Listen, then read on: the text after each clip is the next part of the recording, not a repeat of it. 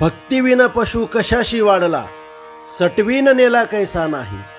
काय माय गेली होती भूतापासी, हरिन ये मुकासी अरे मुढा. पातके करिता पुढे आहे पुसता, काय उत्तर देता होशील तू. अनेक यातना यम करविल, कोण सोडविल ते तुझला.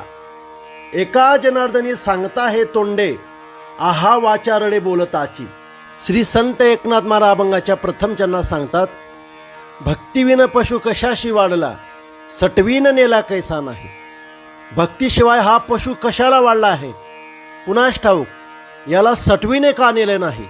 श्री संत एकनाथ महाराज अभंगाच्या दुसऱ्या चरणात सांगतात, काय माय गेली होती भूतापासी, हरिनये मुकासी अरे मुढा. अरे तुझ्या तोंडात ईश्वराचे नाव येत नाही, तर तुझी आई भूताजवळ गेली होती काय. श्री संत एकनाथ महाराज अभंगाच्या तिसऱ्या चरणात सांगतात, पातके करिता पुढे आहे पुसता, काय उत्तर देता होशील तू. पापे करताना पुढे चौकशी करणारा भेटल्यावर त्याला तू काय उत्तर देशील. श्री संत एकनाथ महाराज अभंगाच्या चौथ्या चरणात सांगतात, अनेक यातना यम करविल, कोण सोडविल ते तुझला. यम तुला अनेक यातना भोगण्यास लावेल, तेव्हा त्यातून तुला कोण सोडविणार आहे.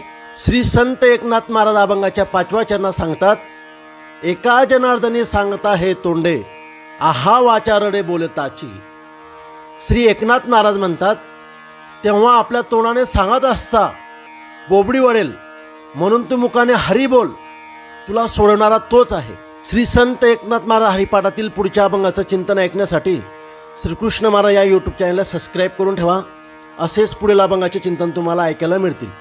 रामकृष्ण हरी.